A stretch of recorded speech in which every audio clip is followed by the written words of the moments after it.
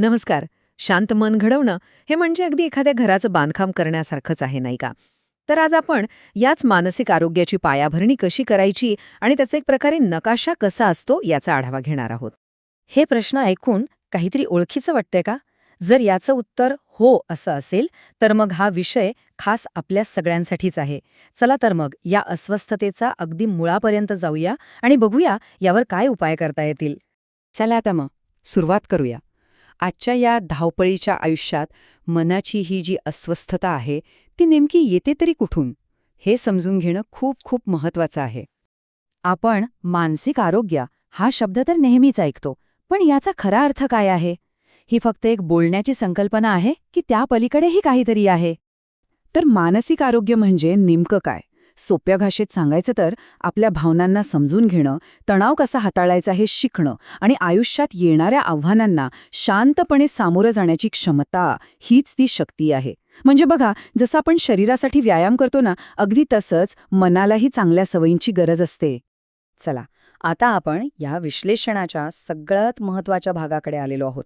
इथे आपण मानसिक आरोग्य जपण्यासाठी एक अतिशय व्यावहारिक आणि प्रभावी असा 10 कलमी आराखडा पाहणार आहोत. असं समजा की हीच आपल्या शांत मनाची गुरुकिल्ली आहे. बरं, तर आपल्या आराखड्याची सुरुवात कुठून करायची? तर ती होते आपल्या शरीरापासून. कारण म्हणतात ना, निरोगी शरीरातच निरोगी मन राहतं. सगळ्यात पहिली आणि महत्त्वाची पायरी म्हणजे पुरेशी झोप. रोज रात्री कमीत कमी 7 ते 8 तास. आणि हो, झोपायच्या 1 तास आधी मोबाईल बाजूला ठेवून बघा. झोपेची क्वालिटी किती सुधारते. दुसरी गोष्ट, नियमित व्यायाम. जास्त काही नाही, रोज फक्त 20-30 मिनिटं चाललं तरी चालेल किंवा थोडं योगा, प्राणायाम. याने काय होतं तर आपल्या शरीरात एंडोर्फिनसारखे तणाव कमी करणारे हॉर्मोन्स तयार होतात. आणि तिसरी पायरी, ध्यान. फक्त 10 मिनिटं शांत बसून आपल्या श्वासावर लक्ष द्यायचं. बस, या 3 सवयी आहेत ना, त्या आपल्या शांत मनाच्या प्रवासाचा एकदम भक्कम पाया आहेत. आपलं मानसिक आरोग्य हे फक्त आपल्या सवयींवर अवलंबून नसतं, तर आपल्या आजूबाजूला कोण लोक आहेत यावरही खूप अवलंबून असतं. प्रेरणा देणारे लोक आपल्याला ऊर्जा देतात, नाही का? तर दुसरीकडे नकारात्मक विचारांचे लोक आपली शक्ती खेचून घेतात. त्यामुळे आपण कोणाच्या संगतीत राहतो हे निवडणं खरंच खूप महत्वाचं आहे. आता वळूया आपल्या विचारांवर आणि सवयींवर नियंत्रण मिळवण्याकडे. ज्या गोष्टी आपल्या नियंत्रणात नाहीत त्यांना सोडून देण्याचा सराव करणं हे सगळ्यात महत्त्वाचं आहे. सोशल मीडियाचा वापर थोडा कमी करून इतरांशी होणारी ती नको असलेली तुलना आपण सहज टाळू शकतो. त्याचबरोबर रोज रात्री झोपण्यापूर्वी अशा 3 गोष्टी लिहून काढा ज्याबद्दल आपण खरंच आभारी आहोत. ही सवय आपल्या दृष्टिकोनात खूप मोठा सकारात्मक बदल घडवू शकते. ह्या छोट्या वाटणाऱ्या सवयीच आपल्याला आतून मजबूत बनवतात. आणि हो, एक गोष्ट लक्षात ठेवली पाहिजे. कधीकधी व्यावसायिकांची मदत घेणं गरजेचं असतं आणि हे काही अपयश नाहीये.